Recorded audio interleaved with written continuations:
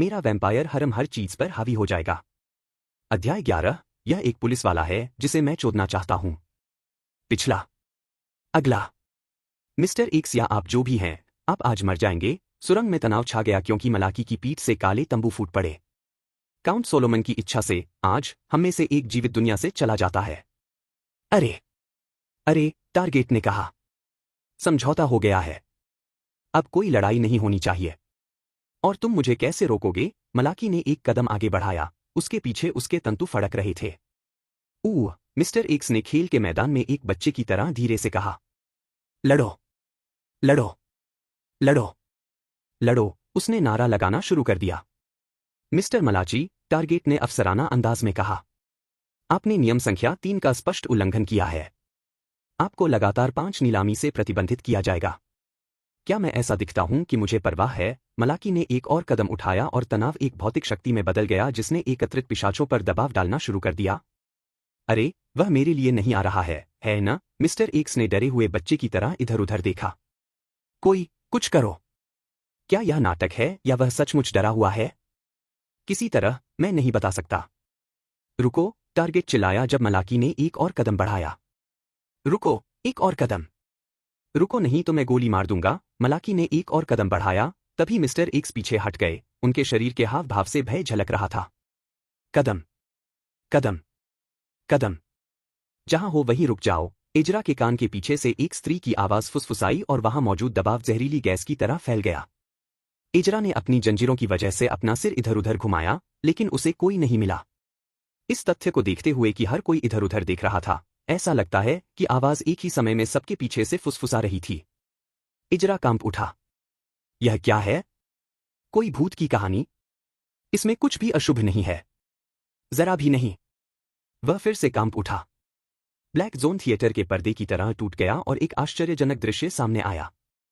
अधिकारी टारगेट की police car के अलावा 4 अन्य कारों ने सुरंग को घेर लिया। प्रत्येक प्रवेश द्वार पर 2, उनकी लाइटें लाल और नीली चमक रही थीं। इजरा को चारों कारों में से एक को छोड़कर बाकी सभी में एक एक पिशाच की आकृति दिखाई दे रही थी। अकेली कार के सामने एक खूबसूरत वैम्पायर महिला खड़ी थी। फर्स्ट सिटी पुलिस बल की सफेद वर्दी सही जगहों पर कसी हुई थी, जिससे एक आकर्षक आकृति बन गई थी जिसने वहां मौजूद सभी लोगों को मंत्रमुग्ध कर दिया।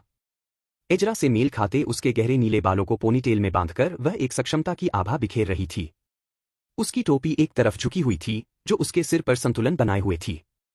उसकी कमर के चारों ओर बेल्ट कसी हुई थी, जो उसके घंटे के आकार के फिगर को और भी उभार रही थी। उसकी लाल आंखें आकर्षक ढंग से घूम रही थीं, जो उसके मिलते जुलते लाल होठों की ओर ध्यान आकर्षित कर रही थी। अब यह एक पुलिस वाला है जिसे मैं चोदना चाहता हूं। कैप्टन, टारगेट घुटने पर बैठ गया। बहुत बढ़िया, ऑफिसर टारगेट, कप्तान ने मालाची की ओर मुड़ने से पहले उसे सिर हिलाया। नीचे बैठो। काउंट सोलोमन को बताओ कि मैं इस नीलामी का प्रभारी हूं। मलाकी दोनों हाथ ऊपर करके धीरे धीरे पीछे हट गया। जैसी तुम्हारी इच्छा, उसकी छोटी सी कदकाठी से उसकी गहरी आवाज में गड़गड़ाहट आ रही थी। आह, मैं समझ गया। पिशाच पुलिस विभाग वास्तव में मानव पुलिस बल के बीच छिपा हुआ एक भ्रष्ट गुट है। क्या ये पिशाच सामान्य केप पहने हुए, अकेले रहने वाले लोग नहीं हो सकते जिन्हें ड्रैकुला या कुछ और कहा जाता है? नकद या बैंक हस्तांतरण? कप्तान ने मिस्टर एक्स की ओर रुख किया। धन्यवाद। मिस्टर एक्स अपने घुटनों पर गिर पड़े और किसी रोमांस उपन्यास की युवती की तरह बेहोश हो गए। मैं एक ट्रांसफर करना चाहता हूं। आवश्यक विवरण प्राप्त करने के बाद श्री एक्स ने नवीनतम सिक्के के आकार का स्मार्टफोन निकाला और स्थानांतरण कर दिया। आज की हमारी नीलामी पूरी हो गई है। बधाई हो, मिस्टर एक्स, कैप्टन ने फुसफुसाते हुए कहा। उसकी आवाज सबके पीछे से आ रही थी। ओह यार, यह एक जंगली सवारी थी। मिस्टर एक्स ने रुकने से पहले खुशी जताई। 1 मिनट रुको। क्या मिस्टर छोटे, काले और डरावने तुम्हारे जाने के बाद हम पर हमला करने की कोशिश नहीं करेंगे? चिंता मत कीजिए मिस्टर एक्स, हम आपको आपके गंतव्य तक पहुंचा देंगे। ठीक है, ठीक है।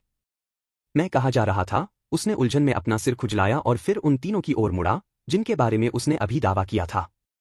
तुम लोग फिर कहाँ जा रहे थे? वहां सन्नाटा छा गया क्योंकि तीनों पिशाच उसे घूर रहे थे।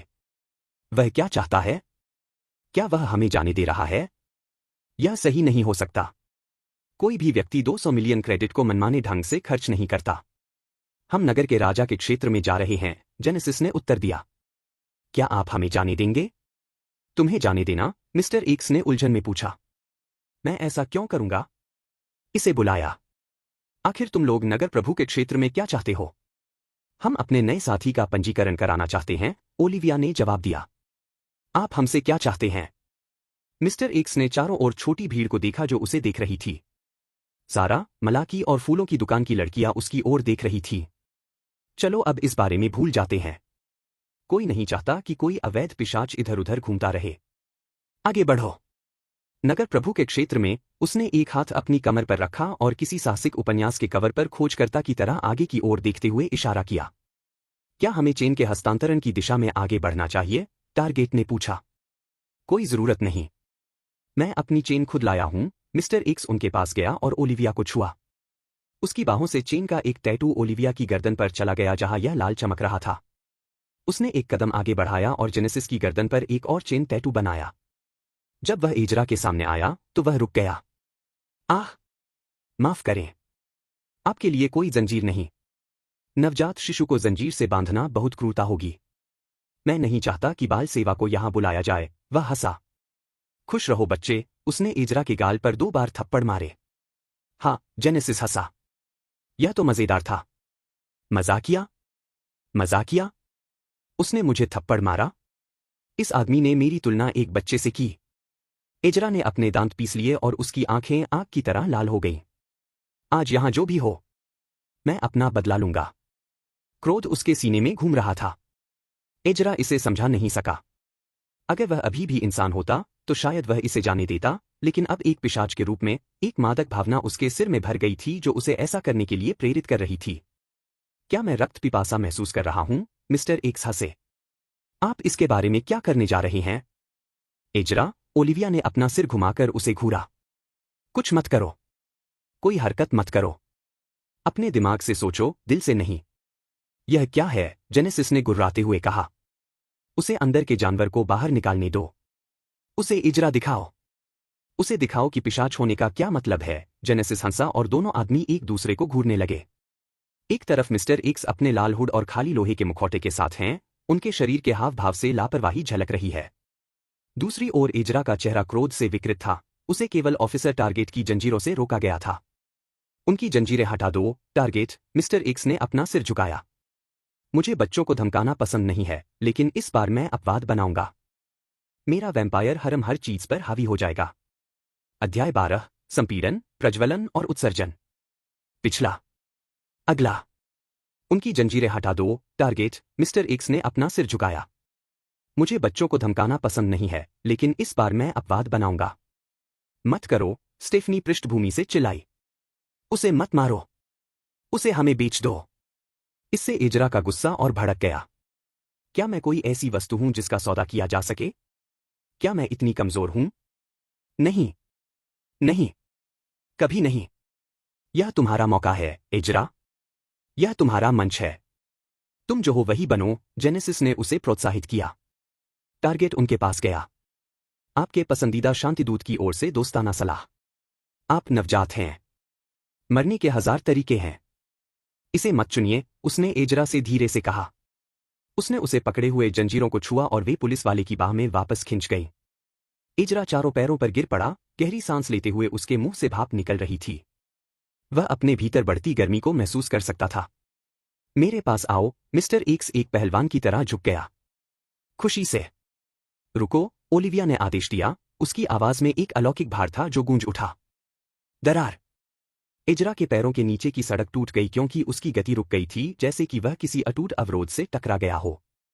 उसने बहुत जोर लगाया लेकिन एक भी मांसपेशी नहीं हिला सका। उसके मन में क्रोध का कोहरा धीरे धीरे छटने लगा। यह क्या बकवास है? मैं हिल नहीं सकता। लड़ो, जेनेसिस एक पागल भेड़िए की तरह चिल्लाया। यह क्या है? उसके शरीर के भीतर 2 आदेश एक दूसरे से लड़ रहे थे। ऐसा लग रहा था जैसे उसे खुद भगवान से आदेश मिला हो। उसका शरीर इस तरह तनाव में था जैसे उसमें 2 दिमाग बसे हुए हों। उसे ऐसा लग रहा था कि वह वहीं खड़ा हो और उसी समय मिस्टर एक्स से लड़ रहा हो। यह क्या है? मिस्टर एक्स आगे झुके जैसे एजरा जीव विज्ञान की कक्षा में एक दिलचस्प नमूना था। दिलचस्प, उन्होंने फुसफुसाते हुए कहा, उनकी आवाज में आश्चर्य का भाव था। एजरा, ओलिविया की ठंडी मृत आवाज ने उसकी उलझन को चीर दिया, जिससे उसकी रीढ़ में सिहरन पैदा हो गई। अगर तुमने ऐसा किया, तो मैं तुम्हें खुद मार डालूंगी। इजरा कांप उठा, क्योंकि उसके शरीर पर नियंत्रण वापस आ गया था। वह धीरे धीरे खड़ा हुआ, अपने थके हुए शरीर को हिलाते हुए। ओह यार, मिस्टर एक्स ने कराहते हुए कहा। क्या बुरा हुआ? मैं नवजात शिशु को स्कूल भेजने का इंतजार कर रहा था। जेनेसिस ने मुस्कुराते हुए इजरा की ओर देखा। तो तुम में आत्मरक्षा की भावना है? वह अविश्वास से उसकी ओर मुड़ा। तुम तो बस मुझे उकसा रही थी। मैं हमेशा लोगों को प्रोत्साहित करती रहती हूं। यह उन पर निर्भर करता है कि वे क्या चाहते हैं। मैं बस एक मजेदार लड़ाई देखना चाहती थी। वह हंसी। शानदार लड़ाई? शानदार लड़ाई किसके लिए? सभी ने जो शक्तियां फेंकी हैं, उनके साथ मैं बस फर्श पर चिपका रहूंगा। हालांकि उसके क्रोध ने उसके निर्णय को धुंधला कर दिया था, इजरा को अभी भी पता था कि वह अन्य पिशाचों के संबंध में कहाँ खड़ा है। मैं अभी भी बहुत कमजोर हूं। मैं कुछ नहीं कर सकता। टारगेट आगे बढ़ा और ओलिविया और जेनेसिस को जकड़े हुए जंजीरों को पकड़ लिया। मिस्टर एक्स ने उनकी गर्दन पर जो लाल जंजीर वाला टैटू लगाया था, वह अशुभ रूप से चमक रहा था। तुम लोग सिटी लॉर्ड के क्षेत्र में चले जाओ। मैं तुमसे वहीं मिलूंगा। मिस्टर एक्स ने अपनी बाह हिलाई। गायब होने की कोशिश मत करो। अगर मैं तुम्हें वहां नहीं ढूंढ पाया, उसने अपनी उंगलियां चटकाईं, तो तुम्हें पता चलेगा कि तुम्हारी गर्दन पर जो चीजें हैं, वे पूरी तरह से सजावटी नहीं हैं। ओलिविया ने एक बार सिर हिलाया और होवर कार में वापस बैठ गई जैसे कुछ हुआ ही न हो।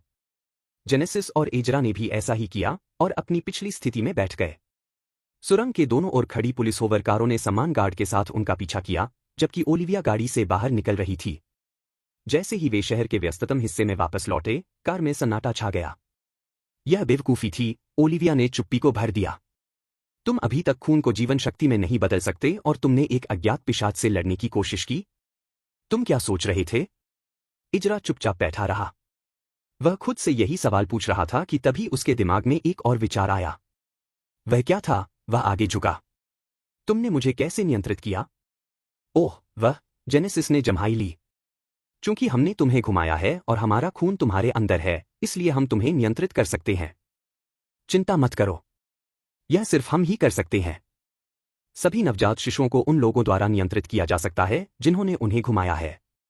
जैसे जैसे तुम उसे खिलाओगे, यह कुछ हफ्तों में फीका पड़ जाएगा। रुको, क्या?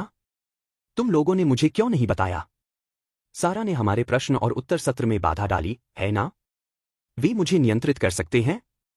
मुझसे वो काम करवा सकते हैं जो मैं नहीं करना चाहता। मैं इतना कमजोर क्यों हूं? मैं इसके बारे में क्या कर सकता हूं? मैं शक्तिशाली कैसे बन सकता हूं? आप लोग इतनी शक्ति कैसे जुटाते हैं? मैं अपनी शक्ति कैसे प्राप्त कर सकता हूं? तुम आखिरकार सही सवाल पूछ रहे हो। ओलिविया ने उसे रियरव्यू मिरर से देखा। दो प्रमुख पिशाच शक्तियां हैं, लेकिन तुम अभी किसी का भी उपयोग नहीं कर सकते क्योंकि तुमने रूपांतरण नहीं सीखा है। रूपांतरण? पिशाचों को जीवन शक्ति से शक्ति मिलती है। हम मरे हुए नहीं हैं, इसलिए हम अपनी जीवन शक्ति का निर्माण स्वयं नहीं कर सकते सिवाय किसी विशेष परिस्थिति के। उसका मतलब सेक्स है, जेनेसिस ने बीच में कहा। यही कारण है कि हम किसी भी जीवित प्राणी का खून पीते हैं, क्योंकि उसमें जीवन शक्ति होती है। ओलिविया ने जेनेसिस को झुंझलाहट भरी नजर से देखा। तो क्या हम मानव रक्त के अलावा अन्य रक्त भी पी सकते हैं? तुम्हें क्या लगता है कि हमने पहले कौन सा खून खाया और पिया था? जेनेसिस अपनी सीट पर पलटी। बेशक, पिशाच अब इंसानों का खून नहीं पीते। यह कानून के खिलाफ है। एजरा ने पहले इस बारे में नहीं सोचा था, लेकिन अब उसे अजीब लगा कि खून पीना और खाना कितना आसान था, बिना यह सोचे कि यह कहां से आया है। शायद मुर्गे की मौजूदगी ने मुझे चौंका दिया। ओलिविया ने निष्कर्ष निकाला, पिशाचों को रक्त को जीवन शक्ति में बदलना पड़ता है। इस प्रक्रिया को रूपांतरण कहा जाता है। मैं ऐसा कैसे करूं? सरल। रूपांतरण के 3 चरण हैं। संपीड़न, प्रज्वलन और उत्सर्जन, उत्पत्ति ने समझाया। सबसे पहले, अपने शरीर के सभी रक्त को अपने हृदय के चारों ओर इकट्ठा करें और इसे संपीड़ित करें। दूसरा, रक्त को एक तीव्र भावना के साथ प्रज्वलित करें। यह खुशी, उदासी, क्रोध या कोई अन्य भावना हो सकती है, जो भी आपके लिए काम करता है। अंत में, जब रक्त जलता है और जीवन शक्ति पैदा करता है, तो आप इसे हवा में फैलाते हैं। इससे एक आभा पैदा होती है। आभा पहली प्रमुख पिशाच शक्ति है। सरल लगता है ना? यह सरल लगता है। आप इसे अभी क्यों नहीं आजमाते? ओलिविया ने सुझाव दिया। मैं करूंगा। धन्यवाद, जेनेसिस। बस मुझे जनरल कहो। तुम दोनों बेवकूफ कब तक मुझे इसी नाम से पुकारते रहोगे, बिना यह पूछे कि मेरा कोई उपनाम है या नहीं? धन्यवाद जनरल। तुम्हारा बहुत स्वागत है, वह मुस्कुराई। मेरा वैम्पायर हरम हर चीज पर हावी हो जाएगा। अध्याय 13, आभा और रक्त टैटू। पिछला। अगला। अरे, जल्दी से पूछा गया सवाल। इजरा ने झिझकते हुए हाथ उठाया। मैं अपना खून कैसे दबाऊं? आप इसे नियंत्रित करते हैं, इसे अपने दिल में ले जाते हैं और इसे संपीड़ित करते हैं, ज़ेन ने धीरे से कहा। बहुत आसान है। हाँ, बहुत आसान है। लेकिन कैसे? तुम अभी भी एक इंसान की तरह सोच रहे हो, ओलिविया बोली। अब तुम एक पिशाच हो। तुम अब प्रकृति के नियमों के अधीन नहीं हो। तुम एक मृत शरीर में जीवित हो। तुम्हें अपने भीतर खून महसूस करने में सक्षम होना चाहिए। यह आसान होना चाहिए। आपका शरीर ठंडा है, फिर भी रक्त उसमें फंसी जीवन शक्ति से गर्मी विकीर्ण करता है। वह सही कह रही है। मुझे इंसान की तरह नहीं सोचना चाहिए। सिर्फ इस रात को मैंने ब्लैक बॉक्स देखे हैं जो दुनिया से एक छोटे से क्षेत्र को अलग कर सकते हैं, एक जलती हुई तलवार जो सिर्फ मौजूद होने से ही अपने आसपास की हर चीज को जला सकती थी और दूसरे पिशाच हवा से गंदगी को मूर्त रूप दे रहे थे। वही नियम मुझ पर भी लागू होने चाहिए। इजरा ने अपनी आंखें बंद कर लीं और अपना ध्यान अंदर की ओर केंद्रित कर लिया। पहले तो उसे कुछ भी महसूस नहीं हुआ, लेकिन धीरे धीरे उसे एक खास तरह की गर्मी महसूस होने लगी जो उसके पूरे शरीर में फैल गई। कुछ ही समय में वह अपने शरीर में मौजूद खून की हर बूंद को महसूस कर सकता था। तुम्हारे पास जो भी खून है उसे दबाओ मत, ओलिविया की आवाज उसके कानों में गूंजी। यह बचा हुआ खून ही हमें असली लाशों जैसा दिखने से बचाता है। ओह, भूल गया। हाँ, उसने जो कहा था, ज़ेन हंसा। इजरा ने अपने शरीर में पहले से मौजूद नसों और धमनियों का लाभ उठाते हुए रक्त को अपने हृदय की ओर खींचना शुरू कर दिया। तर्क और जीव विज्ञान दोनों को धता बताते हुए रक्त उसके हृदय में संकुचित हो गया, जिससे जितना संभव हो सके उससे अधिक जगह भर गई। उसने थोड़ा सा रक्त बाहर छोड़ना याद रखा। मैं ऐसा नहीं दिखना चाहता कि मैं अभी मुर्दाघर से बाहर आया हूं, भले ही मैं अच्छा दिखूं। पिशाच होना वाकई बकवास है। रक्त को संपीड़ित करने के बाद इजरा को दूसरा चरण याद आया। प्रज्वलन। तीव्र भावना। उसने खुशी को जगाने की कोशिश की, लेकिन वह उसे तीव्र बनाने के लिए पर्याप्त मात्रा में नहीं जुटा पाया। उसका जीवन अब तक कुछ ऐसा नहीं रहा है जिसके बारे में घर पर लिखा जा सके। जब आप जीवित रहने की कोशिश कर रहे होते हैं तो खुशी के लिए बहुत कम जगह होती है। इजरा ने हार मानने से पहले तीव्र खुशी, आनंद को जगाने की कोशिश की। खैर, यह काम नहीं आया। क्या मुझे उदासी की कोशिश करनी चाहिए? नहीं। मैं कभी भी बहुत लंबे समय तक उदास नहीं रहा। उसका मन इधर उधर भटकता रहा, फिर उसे हाल ही में हुई एक तीव्र भावना याद आई। यह काम करना चाहिए। क्रोध को जगाने से पहले उसने गहरी सांस ली। वह तीव्र क्रोध जो उसने मिस्टर एक्स का सामना करते समय महसूस किया था। क्रोध एक पुराने दोस्त की तरह उभरा। जैसे जैसे क्रोध उसके भीतर उबलता गया, वह अपने सीने में गर्मी बढ़ती हुई महसूस कर सकता था। और भी अधिक अधिक। वूम्फ। उसके हृदय का रक्त प्रज्वलित हो गया और ऊर्जा के एक अलौकिक द्रव्यमान में परिवर्तित हो गया, जो उसके शरीर से बाहर निकलकर उसके चारों ओर एक अदृश्य बादल के रूप में फैल गया। हाँ, यही है। एक आभा। ज़ेन ने मुट्ठी बांधी, अपनी उपलब्धि का जश्न मनाया। इजरा ने आश्चर्य से अपनी आंखें खोली। वह छठी इंद्री की तरह आभा को महसूस कर सकता था, जो उसे 2 मीटर के दायरे में सब कुछ 360 डिग्री दृष्टि प्रदान करती थी। वह होवर कार की सीट के नीचे भी देख सकता था। आभा एक पिशाच के सबसे महत्वपूर्ण औजारों में से एक है। यह दृष्टि की एक बड़ी सीमा प्रदान करती है, प्रभावी रूप से आपके सिर के पीछे आंखें प्रदान करती है। यह हर पिशाच की मानसिक शक्तियों का स्रोत है। सबसे अच्छी बात यह है कि यह आपकी उम्र बढ़ने के साथ मजबूत होती जाती है। तभी इजरा ने कुछ अविश्वसनीय देखा। यह मेरी भावनाओं को कैसे प्रसारित कर रहा है, उसके आश्चर्य की भावना स्पष्ट थी। यह हवा में एक वजन की तरह था। उसने पहले भी कुछ ऐसा ही महसूस किया था। जब सारा ज़ेन को मारना चाहती थी, तो उसकी तलवार में एक निश्चितता की भावना आ गई थी। यह कुछ ऐसा ही था। यह आभा की मानसिक शक्तियों में से एक है। ओलिविया ने रियरव्यू मिरर से उसे देखा। आप अपनी पसंद की कुछ भावनाओं या अनुभूतियों को प्रसारित कर सकते हैं। आप उन भावनाओं को वस्तुओं पर भी डाल सकते हैं। आप अपनी आभा का उपयोग मनुष्यों को मंत्रमुग्ध करने और सम्मोहित करने के लिए भी कर सकते हैं। हालांकि यह अन्य पिशाचों पर उतना अच्छा काम नहीं करता। ज़ेन ने निराशा में आह भरी, फिर वह उत्साहित हुई। आपको टेलीकिनेसिस तो मिलता है, भले ही यह बहुत कमजोर हो। केवल वे पुराने पिशाच जो लंबे समय तक जीवित रहे हैं, वे ही अच्छी टेलीकिनेसिस विकसित कर पाते हैं। यह बहुत आश्चर्यजनक है। क्या हम टेलीपैथी प्राप्त करते हैं? हाँ। दुर्भाग्य से नहीं, ज़ेन ने नाक भौं सिकोड़ी। बस टेलीकिनेसिस, अतिरिक्त संवेदी धारणा और अच्छी पुरानी शैली की सहानुभूति। अपनी ऊर्जा वापस खींचो, ओलिविया बोली। यह समय बर्बाद करने का नहीं है। हमारे पास और भी जरूरी काम है। इजरा ने अनिच्छा से आभा को अपने हृदय में वापस खींच लिया। यह सहज था, जैसे वह ऐसा कुछ मिनटों से नहीं बल्कि दशकों से कर रहा था। मैं अब एक असली पिशाच हूं। अन्य पिशाचों के लिए यह बस एक रोजमर्रा की शक्ति है। मेरे लिए यह सम्मोहन, टेलीकिनेसिस और भावनाओं को भर देने वाली शक्ति है। और भी बहुत कुछ है। दूसरी प्रमुख पिशाच शक्ति क्या है? उसने उत्सुकता से पूछा। टैटू। क्या कहना है अब? वैम्पायर टैटू, ज़ेन ने अपनी चमड़े की जैकेट की जिप खोलने से पहले मुस्कुराकर कहा। उसने उसे खींचकर टोन्ड एप्स और लचीली भुजाएं दिखाईं। उसके स्तन एक क्रॉप टॉप से पीछे की ओर ढके हुए थे जो कम से कम एक साइज छोटा था। एजरा की आंखें उन पर चिपकी हुई थीं, इससे पहले कि वह उसके चेहरे के सामने अपनी उंगलियां चटकाती। हाँ। क्या? हाँ। तुमने कहा? तुम मेरे स्तनों को बाद में देख सकते हो। अभी मेरे टैटू को देखो। ज़ेन की मुस्कुराहट और बढ़ गई। एजरा ने शर्मिंदगी से अपनी नज़र उसके शरीर पर बने टैटू पर घुमाई। उसका पेट दो रंगीन टैटू से ढका हुआ था। पहला टैटू जो नाभि के ठीक ऊपर था, वह गिरगिट का था। गिरगिट अविश्वसनीय रूप से जीवंत दिख रहा था, जिसकी त्वचा अलग अलग रंगों से चमक रही थी। एजरा कसम खा सकता था कि उसने बस उसे पलकें झपकते देखा था। उसने गिरगिट के ऊपर बने दूसरे टैटू को देखा। यह एक काली मकड़ी थी। मकड़ी बिल्कुल गिरगिट की तरह ही सजीव थी। वह पूरी तरह से काली मकड़ी पर बालों के प्रत्येक अलग अलग रेशे को देख सकता था। ऐसा लग रहा था जैसे किसी ने मकड़ी की एक एचडी तस्वीर ली हो और उसे टैटू के रूप में उसके शरीर पर लगा दिया हो। यह है खून के टैटू। ज़ेन ने अपनी बाइसेप्स को मोड़ा। उसकी बाइसेप्स मकड़ी के पैरों से निकलने वाले काले जाल से ढकी हुई थी। जाल उस पर पूरी तरह से लपेटा हुआ था, जिससे उसकी बाहें ऐसी दिख रही थीं जैसे कि वे ठोस काली स्याही से ढकी हुई हों। यह वह शक्ति है जिसका उपयोग सभी पिशाच करते हैं। रक्त और स्याही को मिलाकर परिणामी रक्त स्याही का उपयोग रक्त टैटू बनाने के लिए किया जाता है। जब जीवन शक्ति के साथ संचार किया जाता है तो टैटू सक्रिय हो जाते हैं, ज़ेन ने समझाया।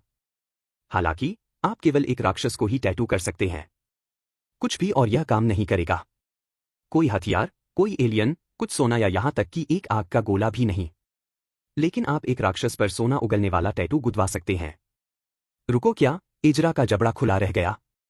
क्या सोना है? अगर यह सच था तो उसकी पैसों की समस्या अतीत की बात हो गई थी। हाँ। आपके द्वारा टैटू किया गया प्रत्येक राक्षस आपकी पसंद की केवल एक क्षमता को प्रकट कर सकता है। यहां गिरगिट की तरह हर पिशाच में यह क्षमता होती है। यह काले क्षेत्रों के लिए जिम्मेदार है। अरे, मेरी पूरी जिंदगी में पिशाच कहां थे? बेशक इसकी सीमाएं हैं। ज़ेन बेरहमी से अपनी कल्पना के बुलबुले फोड़ता है। प्रत्येक राक्षस को केवल एक ही क्षमता मिलती है और आप इसे बाद में बदल नहीं सकते। आप और भी टैटू और राक्षस पा सकते हैं, लेकिन जितने ज्यादा आप पाएंगे यह उतना ही मुश्किल होता जाएगा। और भी बहुत कुछ है, लेकिन अभी आपको बस इतना ही जानना है।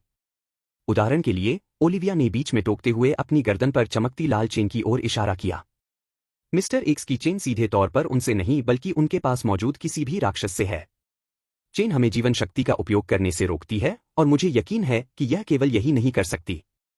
वह सही कह रही है, ज़ेन ने आगे कहा। बेशक राक्षस जितना शक्तिशाली होता है उसे उतनी ही अधिक जीवन शक्ति की आवश्यकता होती है। हालांकि इसे कम करने का एक तरीका है। अगर राक्षस नष्ट हो जाता है तो वह हमेशा के लिए चला जाता है। लेकिन जब वह आपके भीतर होता है तो आप उसे जीवन शक्ति देकर उसे और अधिक शक्तिशाली बना सकते हैं। इससे उसका प्रकट होना आसान हो जाता है और वह कम जीवन शक्ति का उपयोग करता है। क्या मैं खून बनाने वाले राक्षस का टैटू बनवा सकता हूं? हाँ, लेकिन निर्मित रक्त आपको नई जीवन शक्ति प्रदान नहीं करेगा। यह तो पागलपन है। जब तक तुम किसी बूढ़े पिशाच से नहीं मिलोगे तब तक प्रतीक्षा करो। वे लोग बहुत खतरनाक हैं। हम यहां हैं, ओलिविया ने घोषणा की जब वे पार्किंग स्थल में पहुंचे। एजरा रुक गया और सामने की इमारत को घूरने लगा। यह सही नहीं हो सकता। एक छोटा सा सवाल, हम टीमैक्स बिल्डिंग में क्या कर रहे हैं? मेरा वैम्पायर हरम हर चीज पर हावी हो जाएगा। अध्याय 14, वे स्तन। पिछला। अगला। एक छोटा सा सवाल, हम टीमैक्स बिल्डिंग में क्या कर रहे हैं? मौजूदा परिस्थितियों में यह एक उचित सवाल था। एजरा को बताया गया था कि वे सिटी लॉर्ड के क्षेत्र में जा रहे हैं, न कि फर्स्ट सिटी की सबसे खूबसूरत और लोकप्रिय इमारतों में से एक में। अपनी चमचमाती कांच की खिड़कियों और स्टील फ्रेम के साथ टीमैक्स बिल्डिंग 10 साल पहले बनाई गई थी। तब से इसने अति अभिजात वर्ग के लिए प्रमुख सभा स्थल के रूप में प्रतिष्ठा बनाई है। इसकी पहली 5 मंजिलों पर लग्जरी डिपार्टमेंटल स्टोर थे, जहां विभिन्न मशहूर हस्तियां, अमीर उत्तराधिकारिणी और करोड़पति पत्नियां देखी जा सकती थीं। अगली 2 मंजिलों पर एक रेस्टोरेंट था जिसकी आरक्षण सूची 1 मील लंबी थी। बिना आरक्षण के प्रवेश करने वाले लोगों को सीट मिलने की संख्या 2 हाथों पर गिनी जा सकती थी। अगली 7 मंजिलों पर एक विशेष क्लब था, जिसमें केवल सदस्यता कार्ड के साथ ही प्रवेश किया जा सकता था। सदस्यता प्राप्त करने के लिए आपको प्रबंधन द्वारा आमंत्रित किया जाना था। अफवाह यह है कि यह सिर्फ एक क्लब से कहीं बढ़कर था। अंत में ऊपर की 2 मंजिलों पर इटाची याइबा का निजी आवास था, जो फर्स्ट सिटी के सबसे अमीर आदमी, मेयर पद के उम्मीदवार और एकांत प्रिय बहुकरोड़पति हैं और इमारत के मालिक हैं। उनके सभी अन्य उपक्रमों को मिलाकर उनका अनुमानित मूल्य 600 मिलियन क्रेडिट था, 1 बिलियन से सिर्फ 400 मिलियन कम। कुल मिलाकर टीमैक्स बिल्डिंग एक ऐसी जगह थी जिसके बारे में इजरा ने सोचा था कि वह अपने जीवन में कभी वहां प्रवेश नहीं करेगा। हम आपको वैम्पायर सोसाइटी के नागरिक के रूप में पंजीकृत करने के लिए यहां आए हैं, ओलिविया ने उत्तर दिया। टीमैक्स में? हाँ, यह नगर प्रभु का क्षेत्र है। सचमुच? इजरा ने असमंजस में पूछा। इताची याइबा ही शहर का राजा है, बेवकूफ, जेनेसिस ने कहा, जिससे उसकी आंखें एहसास से बड़ी हो गईं। क्या बकवास है? मुझे लगा कि पिशाच सरदार ताबूतों में छिपकर रहने वाले लोग हैं और पुराने महलों में रहते हैं। कौन जानता था कि वे हमेशा से ही खुलेआम छिपे रहे हैं? एजरा ने टीमैक्स बिल्डिंग को देखा, रात में इसकी लाइटें चमक रही थीं। डिपार्टमेंट स्टोर अभी भी खुले थे। कोई भी पागल उत्तराधिकारी को मिस नहीं करना चाहता था, जिसके पास 2 बजे कपड़ों पर खर्च करने के लिए कुछ हजार क्रेडिट थे। चलो चलें, ओलिविया ने दरवाजा खोला और होवर कार से बाहर निकल गई और वे भी उसी तरह बाहर निकल गए। जेनेसिस ने अपनी चमड़े की जैकेट वापस खींच ली, लेकिन उसे जिप नहीं किया। वे सुरक्षा अधिकारियों की निगाहों के सामने एक साथ अंदर चले गए। उनकी आंखें विस्मय में 2 सुंदरियों का पीछा कर रही थीं, जबकि उन्होंने इजरा को ईर्ष्या भरी नजरों से देखा। वह अपनी छाती फुलाए बिना नहीं रह सका। वे मेरी हैं। सिर्फ मेरी। वह मन ही मन मुस्कुराया। अनुबंध में इस बात को स्पष्ट रूप से कहा गया था। ओलिविया उन्हें दूसरी मंजिल के एक कोने में ले गई जहां एक छोटी सी दुकान थी जिसमें ब्रांड नाम के लग्जरी चश्मे बिकते थे। वे अंदर गए और एक मानव सेल्स गर्ल उनके पास आई। ओलिविया ने कहा, मैं मैनेजर से मिलना चाहती हूं। उसने वही टैटू दिखाया जो उसने अधिकारी टारगेट को पहचान के तौर पर दिखाया था। टैटू में संख्याओं और अक्षरों की एक स्ट्रिंग थी। मेरे पीछे आओ, सेल्स गर्ल ने उन्हें पीछे की ओर ले जाने से पहले हल्के से झुककर कहा। वे एक छोटे से दालान में एक दरवाजे से गुजरे। दालान में दरवाजे लगे हुए थे। अंत में एक दरवाजा था जिस पर एक खाली नेमप्लेट लगी हुई थी। सेल्स गर्ल ने विनम्रता से दस्तक दी। अंदर आइए, एक महिला की आवाज ने पुकारा। सेल्स गर्ल ने दरवाजा खोला और उन्हें अंदर आने के लिए पीछे हट गई।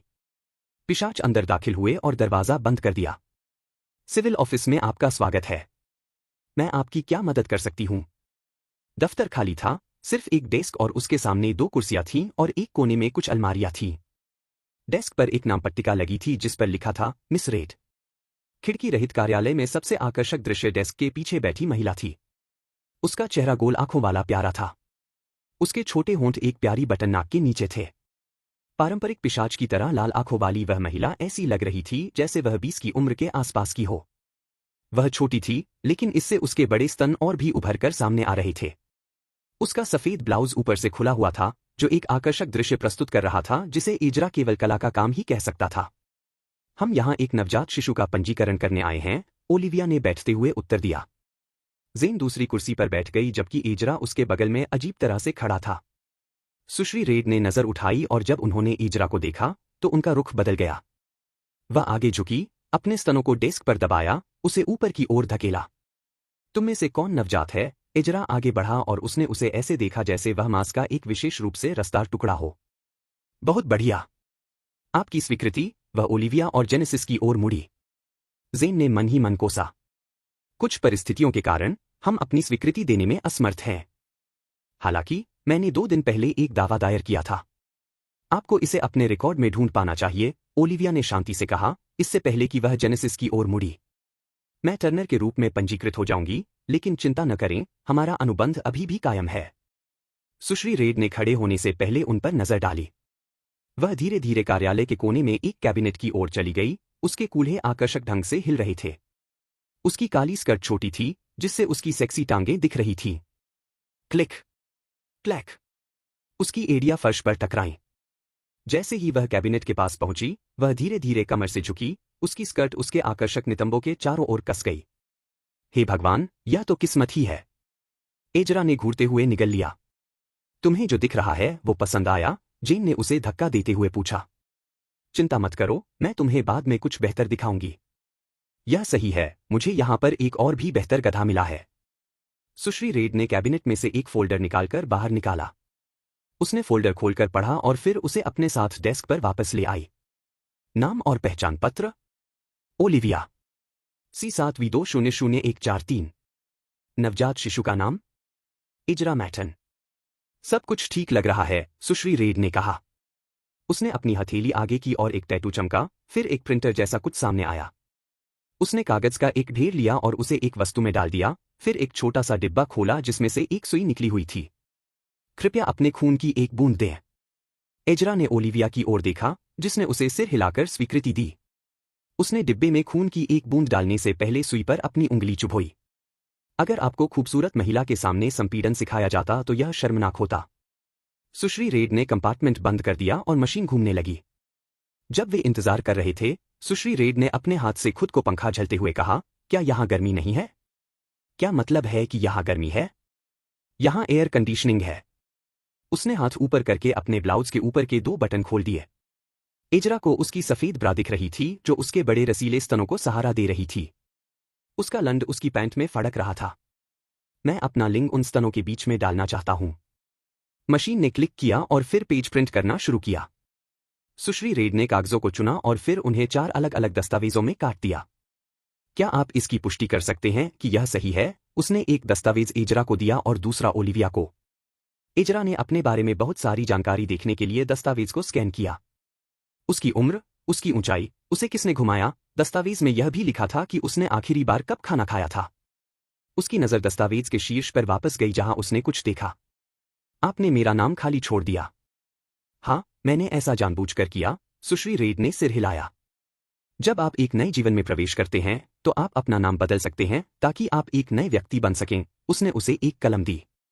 एजरा ने समझने में सिर हिलाया, फिर उसने पूछा, क्या तुमने अपना नाम बदल लिया है? मिस रेड उसका असली नाम नहीं लग रहा था। नहीं, मैंने नहीं देखा। हो, तुम्हें क्या पता? यह उसका असली नाम है। इजरा सोच विचार कर वहीं खड़ा रहा। उसे हमेशा इजरा के नाम से जाना जाता था। अब जब वह एक पिशाच है तो क्या वह किसी नए नाम से जाना जाना चाहता है? एक तरफ उसका नाम बदलने का मतलब भारी कर्ज से मुक्ति पाना हो सकता है। दूसरी तरफ अब वह एक पिशाच है। उसे निश्चित रूप से अपने सबसे अजीब सपनों से परे पैसा कमाने के अधिक अवसर मिलेंगे। शायद ऐसा इसलिए है क्योंकि मेरे पास अपने नाम पर बहुत कुछ नहीं था, लेकिन मैंने हमेशा अपनी चीजों की रक्षा की है। उन्होंने आह भरी और अपना चुना हुआ नाम लिख लिया। सुश्री रेड ने मोटे अक्षरों में लिखा नाम पढ़ने के लिए दस्तावेज स्वीकार कर लिया। इजरा मैटन। वह वही थे जो वह थे और यह बात निकट भविष्य में बदलने वाली नहीं थी। मेरा वैम्पायर हरम हर चीज पर हावी हो जाएगा। अध्याय 15। अपॉइंटमेंट तय करें। चलो सेक्स करते हैं। पिछला। अगला। सुश्री रेड ने उन्हें दस्तावेज सौंपने से पहले उन पर मुहर लगाई।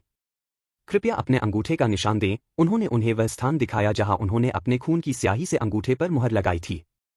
सुश्री रेड ने इजरा को एक और ओलिविया को दूसरा दस्तावेज सौंपने से पहले दस्तावेजों पर अपना अंगूठा भी लगाया। उसने शेष 2 दस्तावेजों को डेस्क से जुड़े एक दराज में रख दिया। उसने एक और डिवाइस बनाने से पहले प्रिंटर को अवशोषित कर लिया। मुझे वास्तव में नहीं पता था कि एक पिशाच नौकरशाह से क्या उम्मीद करनी चाहिए, लेकिन यह निश्चित रूप से एक खूनी जादुई प्रिंटर को मूर्त रूप देने के लिए महाशक्तियों का उपयोग नहीं कर रहा था। मुझे आश्चर्य है कि यह क्या है। चौकोर आकार की टोस्टर जैसी मशीन मेज पर मासूमियत से रखी हुई थी। कौन जानता है, यह सामूहिक विनाश का हथियार भी हो सकता है। यह एक स्क्राइबर है, सुश्री रेड ने समझाया। यह शरीर पर जो भी टैटू बनवाना चाहे, बना देता है। आप बेसमेंट में हमारे विशेष स्टोर से अपना निजी स्क्राइबर ले सकते हैं। अपनी बाह को स्क्राइबर पर रखें। चाहे कुछ भी हो जाए, घबराए नहीं। पिशाचों के पास स्टोर हैं? ईमानदारी से, इस बिंदु पर मुझे आश्चर्यचकित नहीं होना चाहिए। इजरा ने अपना हाथ स्क्राइबर पर रखा और देखा कि यह मकड़ी की तरह खुल रहा है, जिससे उसका हाथ अंदर धंस गया। यह बंद हो गया और उसके अग्रभाग को घेर लिया। उसने घबराकर निगल लिया। उम्मीद है कि यह चीज हाथ नहीं काटेगी। हम आपकी पहचान संख्या अंकित करना शुरू करेंगे। इजरा को अपनी त्वचा पर तेजी से सुई चुभने का एहसास होने लगा। 2 मिनट में ही यह काम पूरा हो गया। स्क्राइबर खुल गया, जिससे वह अपना हाथ वापस ले सका। उसकी बाह पर गहरे लाल, लगभग काले अक्षर थे। उसने अपना नया पहचान नंबर पढ़ा, C7V107023। बधाई हो, मिस्टर इजरा। अब आप वैम्पायर सोसाइटी के कानूनी नागरिक हैं। अक्षर झंझना रहे थे और उत्सुकता से उसने टैटू में प्राण डाल दिए। उसने देखा कि अक्षर उसकी त्वचा से हल्के से चमक रहे थे, रंगों के इंद्रधनुष में झिलमिला रहे थे। कूल, उसका पहला टैटू। जेनेसिस ने उसे चंचलता से धक्का दिया। क्या हमारा काम पूरा हो गया? ओलिविया ने पूछा। हाँ, सुश्री रेड ने उत्तर दिया। चल दर। जब वे जाने के लिए मुड़े तो सुश्री रेड ने आवाज लगाई, रुको। उन्होंने मुड़कर देखा तो वह शर्म से उन्हें घूर रही थी। मिस्टर इजरा, अगर आपको कभी नई पत्नी की जरूरत पड़े तो मैं पूरी तरह से तैयार हूं। इजरा ने उसे चौंक कर देखा। अभी क्या हुआ? क्या उसने मेरी पत्नी बनने का प्रस्ताव रखा है? वह सिर्फ सिर हिलाकर जाने के लिए मुड़ा। इंतजार। और भी कुछ है? अगर आपको पत्नी की जरूरत नहीं है तो क्या मैं आपके पास संभोग के लिए आ सकता हूं? मैं पैसे दे सकता हूं। संभोग? क्या पिशाचों में अपनी जीवन शक्ति बढ़ाने के लिए सेक्स करने की प्रथा नहीं है? वह मेरे साथ सेक्स करने के लिए पैसे देने को तैयार है। क्या पुरुष पिशाच इतने मूल्यवान हैं? अन्य लोग अवश्य ही पैसे कमा रहे होंगे। 1 मिलियन क्रेडिट, मैं आ रहा हूं। इजरा ने ओलिविया की ओर देखा, जिसने सोच समझकर सिर हिलाया। जब हम कोई निर्णय ले लेंगे तो हम आपसे संपर्क करेंगे, उसने कहा। बस ऐसे ही। इजरा को नहीं पता था कि यह संभव है, लेकिन वह और भी हैरान था। एक महिला जो हमारे द्वारा हस्ताक्षरित अनुबंध के अनुसार अब मेरी पत्नी है, उसने एक सेक्स साथी के लिए एक अस्थायी स्वीकृति दी। तब यह वास्तव में समझ में आया। मेरा जीवन वास्तव में बदल गया है। यह तय होने के बाद वे कार्यालय से बाहर निकले और चश्मे की दुकान में वापस चले गए। इजरा ने पूछा, अब हम कहाँ जा रहे हैं? चलो अपना पहला राक्षस टैटू बनवाते हैं, ज़ेन ने खुशी से कहा। इजरा मुस्कुराया जब वे दुकान से बाहर जाने लगे। उसकी अपनी महाशक्ति। आखिरकार। अरे दोस्तों, बताओ मैं कैसा दिख रहा हूं? वे तेजी से मुड़े और देखा कि मिस्टर एक्स ने अपने मुखौटे पर एक हास्यास्पद बड़ा सनग्लास पहना हुआ है। वे सभी चौंक कर चुपचाप उसे देखते रहे। सबसे पहले वे उस स्थिति को भूलने में कामयाब हो गए थे जिसमें वे थे। दूसरा, कौन मुखौटे पर सनग्लास पहनता है?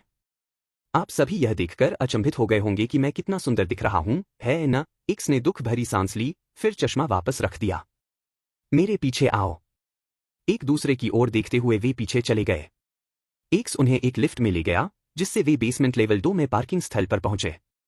वह आगे की ओर ऐसे बढ़ा जैसे वह किसी जासूसी फिल्म में हो।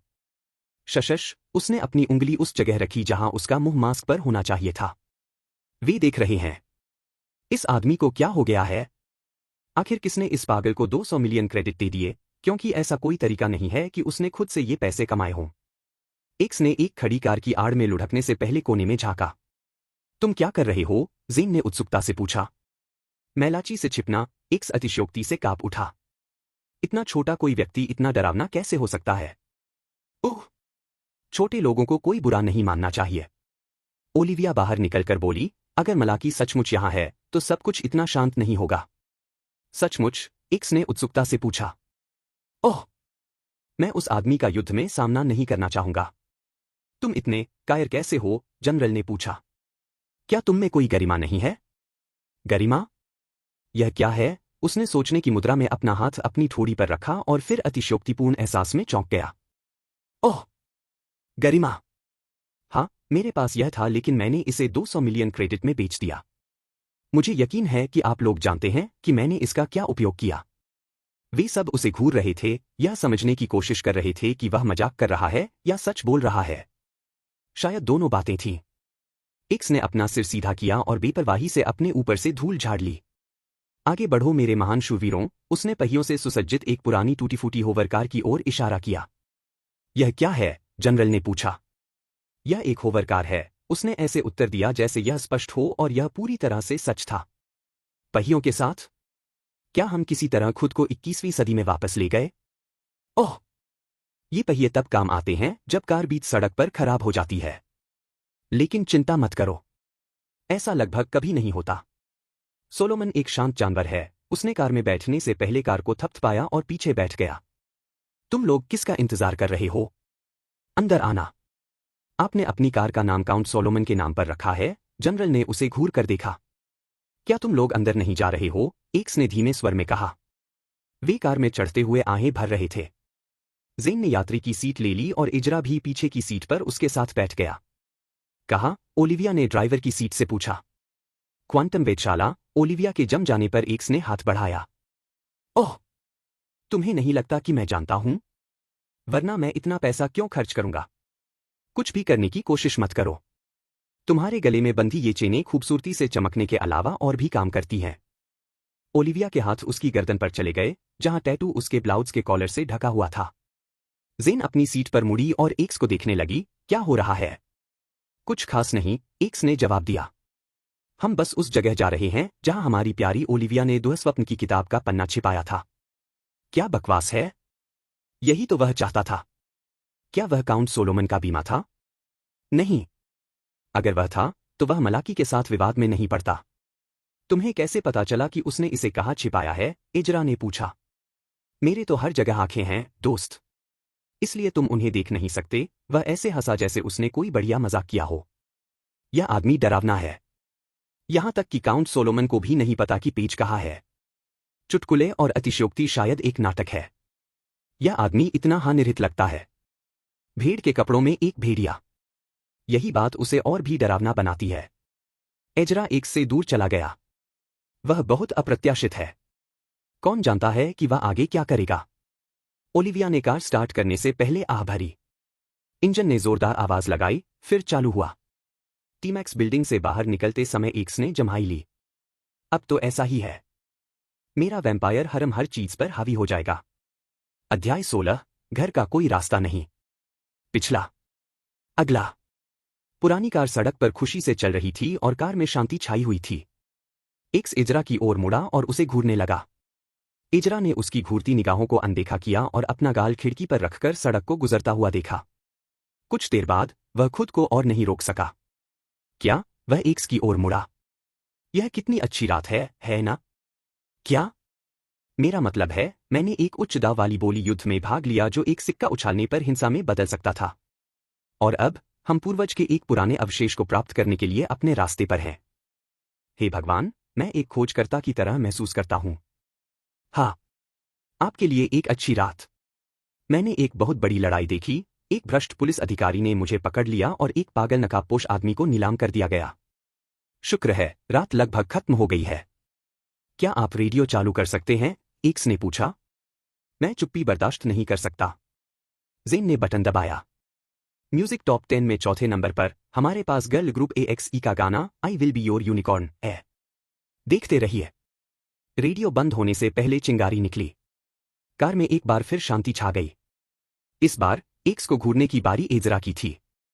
अगर पिशाच इसे हासिल करने के लिए 200 मिलियन क्रेडिट खर्च करने को तैयार हैं, तो दुःस्वप्न की पुस्तक वास्तव में बहुत शक्तिशाली होनी चाहिए। पिशाच का पूर्वज कितना शक्तिशाली है? क्या? तुम मुझे क्यों घूर रहे हो? एक्स ने पूछा। आप इस पेज का उपयोग किस लिए करना चाहते हैं? एक नौसिखिया सवाल। एजरा ने एक्स के चेहरे से आती मुस्कुराहट को महसूस किया। ठीक है, मैं जवाब दूंगा। वैम्पायर सोसाइटी में केवल एक ही चीज मायने रखती है, वह है ताकत। ताकत ही वह कारण है जिसके कारण परिषद हम सब पर शासन करती है। ताकत ही वह कारण है जिसके कारण राजकुमार आर्थर खुलेआम परिषद की अवहेलना कर सकता है। ताकत ही वह कारण है जिसके कारण इताची याइबा इस शहर पर शासन करता है। पिशाचों के लिए शक्ति ही जीवन शक्ति है। पुस्तक के प्रत्येक पृष्ठ में एक ऐसा हथियार है जिसे सदियों से जीवन शक्ति दी जाती रही है। केवल वे ही लोग जो राजकुमार कैस्पियन को याद करने लायक बूढ़े हैं, उनके पास बिना किसी अवशेष के ऐसी शक्ति है। उस शक्ति के साथ कौन जानता है कि मैं क्या कर सकता हूं? शायद मैं एक सिटी लॉर्ड बन जाऊंगा। शायद मैं परिषद में शामिल हो जाऊंगा। शायद मैं राजकुमार आर्थर में शामिल हो जाऊंगा। उस पृष्ठ के साथ दुनिया मेरे लिए खुली है। अरे वाह! कोई आश्चर्य नहीं कि वह बहुत सारा पैसा खर्च करने को तैयार है। यहां सबसे प्रभावशाली ओलिविया है। उसने इसे कैसे चुराया? कार में बैठे सभी लोगों की आंखों में लालच की चमक थी और एक बार फिर सन्नाटा छा गया। इस बार ओलिविया को घूरने की बारी जनरल की थी। घूरना बंद करो। पूछो। ओलिविया ने अपनी नजरें सड़क पर टिकाए रखीं। तुमने पेज कैसे चुराया? यह आसान नहीं रहा होगा। ओलिविया चुप रही, जबकि कार में बैठे सभी लोग उत्सुकता से उसकी ओर देख रहे थे। चलो, सबको पता है कि तुमने इसे चुराया है। हम सब वहीं जा रहे हैं जहां तुमने इसे रखा था। अब इसे छिपाने का कोई मतलब नहीं है, जनरल ने उकसाया। ओलिविया ने हार मानते हुए आह भरी। मैं कभी किसी संप्रदाय का हिस्सा नहीं रही, उसने शुरू किया। मैं हमेशा से स्वतंत्र रही हूं। 10 साल पहले काउंट सोलोमन ने मुझे अपने रक्षकों में से एक बनने का निमंत्रण दिया था। मेरे पास खुद के संसाधन न होने के कारण मैंने स्वीकार कर लिया। तब से मैं काउंट के हितों की रक्षा कर रही हूं। उनका विश्वास जीतने के बाद उन्होंने मुझे अपनी तिजोरी की रखवाली करने के लिए भेजा। एक दिन वे मुझे अंदर ले गए। वे खुश होना चाहते थे। उन्होंने मुझे अंदर के खजाने दिखाए और जब मैंने पृष्ठ देखा तो मुझे एहसास हुआ। वह चुप हो गई। हमारे जाने से पहले मैंने अपनी एक विशेष वस्तु तिजोरी में डाल दी। उस वस्तु का उपयोग करके मैं उसकी तिजोरी में जाने का रास्ता खोलने में सक्षम था। तिजोरी में जीवित रहने के लिए मैंने अपने अधिकांश संसाधनों का उपयोग किया और मैंने पृष्ठ चुरा लिया। तो यह काउंट सोलोमन की लापरवाही थी। एक सुंदर महिला के सामने दिखावा करना चाहता था। तुमने अपने संसाधन खर्च कर दिए? तो तुम दिवालिया हो गए? जनरल ने पूछा। तुम्हें इससे क्या मिला? एजरा ने उसे अविश्वास से देखा। हाँ, ओलिविया ने सरलता से उत्तर दिया। बकवास। सभी लोग आश्चर्य से उसे देख रहे थे। वह ओलिविया की वित्तीय स्थिति को लेकर इतनी परेशान क्यों है? मैं भी कंगाल हूं। दोनों औरतें एक साथ एजरा की तरफ देखने लगीं। मैं भी कंगाल हो गया हूं, उसने कबूल किया। दोनों औरतें एक आह भरते हुए आगे की ओर मुड़ी। अगर आप सोच रहे हैं तो मैं भी दिवालिया हो चुका हूं, एक्स ने कहा। किसी को आश्चर्य नहीं है, जनरल ने उत्तर दिया। मौन। जरा ठहरिए। एजरा ने मुड़कर एक्स की ओर देखा। सिर्फ पूछना। ठीक है। पेज मिलने के बाद हमारा क्या होगा? तुम लोग? क्या मैं तुम्हारा मालिक नहीं हूं? वह हंसा। मुझे अच्छी तरह याद है कि मैंने 200 मिलियन क्रेडिट चुकाए थे। वह हमें गुलाम बनाना चाहता है। यह कीमत पेज के लिए है, हमारे लिए नहीं, ओलिविया बोली। क्या यह पैकेज डील नहीं थी? आप लोग और पेज। चलो, तुम्हें एक ऐसा हथियार मिल गया है जो तुम्हें पिशाच शक्तियों के बराबर खड़ा कर देगा। तुम हमसे क्या चाहते हो? जनरल ने पूछा। क्या प्रतिभाशाली दिमाग की चाहत रखना कोई अपराध है? आप में से एक ने आखिरकार एक काउंट से चोरी करने में कामयाबी हासिल कर ली। अगर आपके पास शक्ति है तो क्या आप चोरी नहीं कर सकते? हम एक्स ने सोचने की मुद्रा अपनाई। यह सच है। हो सकता है कि पेज मिलने के बाद मैं तुम लोगों को मार डालूं। तीनों पिशाच सदमे से अकड़ गए। तुम्हें क्या हो गया है जेनेसिस? क्या तुम अपना मुंह बंद नहीं रख सकते? मैं तो बस मजाक कर रहा हूं, एक्स हंसा। या मैं ही हूं? बकवास। बकवास। बकवास। वह निश्चित रूप से हमें मार डालेगा। हम कैसे बचेंगे? मेरे पास केवल एक आभा है। जेनेसिस के पास कुल्हाड़ी और चिपचिपी रस्सी है। ओलिविया के पास पंख हैं। बकवास। एक मिनट रुको। अगर हम एक्स को रोकने का कोई तरीका खोज पाते हैं तो मुझे यकीन है कि हम बच निकलने में सफल होंगे। अगर जेन अपनी चिपचिपी रस्सी का इस्तेमाल करती है और ओलिविया अपने ब्लैक जोन का इस्तेमाल करती है तो हम ऐसा कर सकते हैं। नहीं, रुको। उन दोनों की जीवन शक्ति कम है और एक्स ने उन्हें पहले से ही किसी तरह की रिमोट कंट्रोल वाली चेन से जोड़ दिया है। बकवास। यह सब एक्स को मारने पर निर्भर करता है। मैं एक्स को कैसे मार सकता हूं? क्या मैं एक्स को मार भी सकता हूं? लानत है। कोई रास्ता नहीं है। कोई रास्ता नहीं है घर जाने का। मेरा वैम्पायर हरम हर चीज पर हावी हो जाएगा। अध्याय 17। पिशाच सनस्क्रीन पहनते हैं। पिछला। अगला। रात का समय उजला हो रहा था जब वे पार्किंग में पहुंचे। भोर हो चुकी थी। ओलिविया ने होवर कार को पार्क में लगाया और गाड़ी से बाहर निकल गई। एक तनावपूर्ण सन्नाटा चारों पिशाचों से ऐसे चिपका हुआ था जैसे कोई बच्चा स्तन से चिपका हो। एक्स ने ओलिविया को इशारा किया कि वह उन्हें रास्ता दिखाएं और वे अपनी मंजिल की ओर चल पड़े। क्वांटम वेधशाला। लिफ्ट से ऊपरी मंजिल पर जाते समय एक्स ने अपने मन में एक गाना गुनगुनाना शुरू कर दिया। अचानक एक अलौकिक लहर लिफ्ट से गुजरी और एजरा कांप उठा क्योंकि लहर उसके शरीर के हर हिस्से पर आक्रमण करने लगी। वह चक्कर खाकर लड़खड़ाने लगा और उसे सुस्ती महसूस होने लगी। लहर से लड़ते हुए उसके दिल में गर्मी बढ़ने लगी। कुछ सेकंड तक यह भीषण लड़ाई चलती रही और उसके दिल की गर्मी ने लहर को दूर भगाना शुरू कर दिया। कुछ ही देर में चक्कर आना बंद हो गया और एजरा एक बार फिर से खड़ा हो गया। आखिर यह क्या था? वह पलटा अपने साथियों से पूछने के इरादे से कि यह लहर क्या थी। क्या बकवास है, वह पीछे कूद पड़ा और खुद को लिफ्ट के दरवाजे पर दबा लिया। डिंग। लिफ्ट का दरवाजा खुला और इजरा ने अपना संतुलन वापस पाने से पहले कुछ सेकंड अपनी बाहों को हवा में घुमाया। क्या बकवास हुआ, उसने अपने सामने के दृश्य को देखते हुए दोहराया। गगनचुंबी इमारत के शीर्ष पर पहुंचने में लगने वाले समय के भीतर उसके साथ मौजूद 3 पिशाचों में भारी परिवर्तन आ गया था। जहां पहले वे समाज के सुंदर, ऊर्जावान और स्वस्थ दिखने वाले सदस्य थे, वहीं अब वे पीली त्वचा वाले अच्छे दिखने वाले अनिद्रा रोगी जैसे दिखने लगे। ओलिविया और जेनेसिस की खूबसूरती थोड़ी कम हो गई थी। हालांकि वे अभी भी अविश्वसनीय रूप से सुंदर लग रही थीं, लेकिन उनकी बढ़ी हुई पिशाच आंखें उन दागों को पकड़ सकती थीं जो पहले नहीं थे।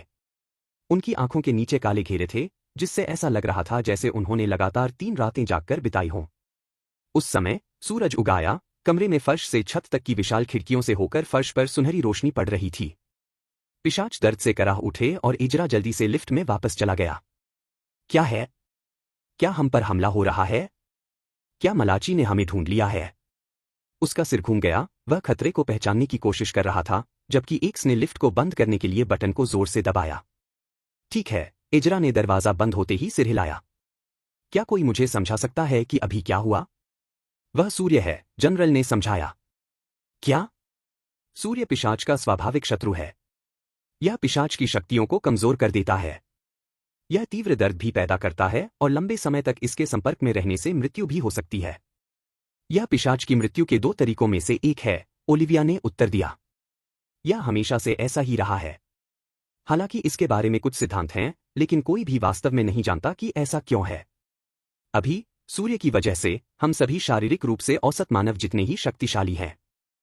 हमारे एकमात्र हथियार हमारी आभा और टैटू हैं, लेकिन दिन के समय वे भी उतने शक्तिशाली नहीं होते। ओह! तो सूरज वाकई पिशाचों को कमजोर कर देता है। मैं कमजोर क्यों महसूस नहीं करता? उसने अपनी बाहें मोड़ लीं, कमजोरी महसूस नहीं की। क्या इसलिए कि मैं एक नवजात हूं? रोशनी चमकी और एक्स के चारों ओर एक बैंगनी तरल दिखाई दिया, जो उसकी त्वचा में समा गया। वह ऐसे व्यक्ति की तरह खिंचा, जो अभी अभी एक ताजा नींद से जागा हो। यह मेरा सनस्क्रीन है, उसने कुछ सेकंड के लिए तीनों को उम्मीद भरी निगाहों से देखा, फिर अपने मास्क से ढके चेहरे पर हाथ मारा। मैंने तुम्हारी जीवन शक्ति को सील कर दिया, है ना? और तुम टैटू के बिना एक नवजात शिशु हो। माफ करना, मेरी गलती है। उसके अग्रभाग से एक चमक निकली, जो 3 नीम बैंगनी जैकेटों में बदल गई। इन्हें पहन लो। क्यों? जेन ने जैकेटों को ऐसे देखा जैसे उन्होंने किसी तरह उसे नाराज कर दिया हो। शायद उन्होंने ऐसा किया भी हो। वे सनस्क्रीन है। वे एक अदृश्य अवरोध पैदा करते हैं जो आपको केवल सूर्य की किरणों से बचाता है, एक्स ने झुककर कहा। क्या आपके पास इसका कोई दूसरा रंग नहीं है? इसे ग्रहण करें या छोड़ दें? जेन ने मुंह बनाया, शायद सनस्क्रीन लगाने और धूप में निकलने के बीच के परिणामों पर विचार कर रहा था। ओलिविया ने एक सनस्क्रीन लिया, उसकी हरकत ने जेन को दूसरा सनस्क्रीन लेने के लिए राजी कर लिया।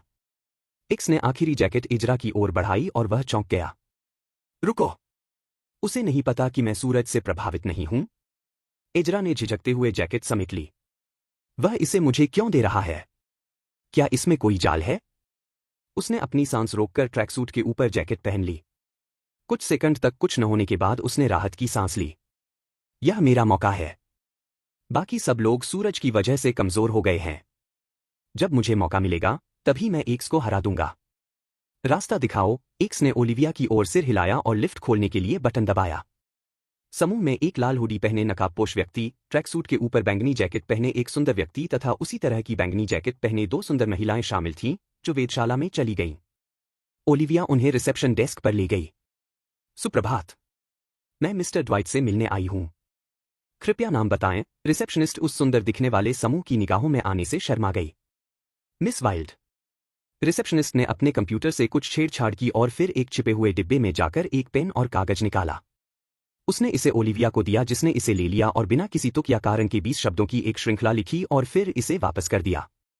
रिसेप्शनिस्ट ने कागज लिया और फिर उसे कंप्यूटर पर मौजूद किसी चीज से मिलाया। उसने सिर हिलाया और फिर चाबी निकालकर ओलिविया को थमा दी। आप जा सकती हैं, मैडम। धन्यवाद। ओलिविया उन्हें गलियारों की भूल भुलैया से होते हुए एक साधारण दरवाजे तक ले गई। उसने ताले में चाबी डाली और उसे खोला तो एक ऐसा दफ्तर दिखा जो ऐसा लग रहा था जैसे सदियों से उसका इस्तेमाल नहीं हुआ हो। कार्यालय में एक इलेक्ट्रॉनिक दरवाजा था। ओलिविया ने पासकोड डालने से पहले उन्हें उस तक पहुंचाया। दरवाजा खुला और खिड़कियों से रहित एक अंधेरे कमरे का पता चला। इजरा की आंखों ने अंधेरे को चीरते हुए दूरबीनों, कार्यालय की कुर्सियों और अन्य बेकार उपकरणों की छायाएं दिखाईं। क्लिक करें। ज़ेन ने लाइट जला दी और इजरा की आंखें एक पल में ही नई रोशनी के अनुकूल हो गईं। कमाल है, हम यहां हैं, एक्स ने श्रद्धापूर्वक सांस ली। दुःस्वप्न की पुस्तक के एक पृष्ठ का विश्राम स्थल। मैं इसे महसूस कर सकता हूं। यह कहा है, वह ओलिविया की ओर मुड़ा। ओलिविया कमरे में एक खाली जगह पर चली गई। इसे मेरे लिए ले जाओ, उसने आदेश दिया और उसके दो साथी उसकी मदद करने के लिए आगे आए। हर कोई उस उत्साह में डूबा हुआ था जो माहौल में व्याप्त था। आखिरकार उन्हें वह पृष्ठ देखने को मिलेगा। उन्होंने ओलिविया द्वारा निर्दिष्ट विभिन्न स्थानों पर 7 दूरबीनों को व्यवस्थित किया तथा उसके बाद उन्हें एक दूरबीन के रूप में स्थापित किया। आगे क्या होगा? एक्स ने पूछा, इससे पहले कि ओलिविया ने उसे चुप करा दिया। धीरे धीरे दूरबीनों से घिरे मैदान के बीच में रोशनी जमा होने लगी। रोशनी धीरे धीरे कम होने लगी और फिर फर्श पर एक साधारण सा बक्सा दिखाई देने लगा। एक विशेष राक्षस जो विशेष पूर्व शर्तें प्राप्त करने में सक्षम है। चतुराईपूर्ण। बहुत अधिक जीवन शक्ति खर्च हुई होगी, एक्स बोला। अब इसे खोलो।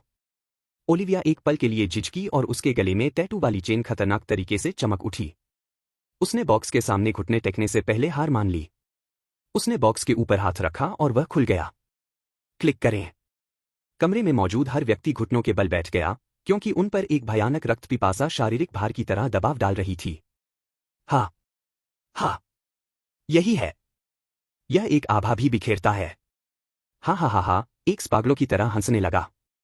बक्से में एक पृष्ठ रखा था जो पारदर्शी छायाओं में लिपटा हुआ था। ऐसा लग रहा था जैसे उसे किसी पुस्तक से फाड़कर निकाला गया हो। इजरा की सांस रुक गई क्योंकि आभा धीरे धीरे गायब हो रही थी। उसने इसे अपनी आंखों से देखा था। दुःस्वप्न की पुस्तक से एक पृष्ठ। मेरा वैम्पायर हरम हर चीज पर हावी हो जाएगा। अध्याय 18, छाया और रक्त पिपासा का भक्षण। पिछला। अगला। जब पिशाच रक्त पिपासा के विरुद्ध लड़ रहे थे तो वातावरण तनाव से भर गया।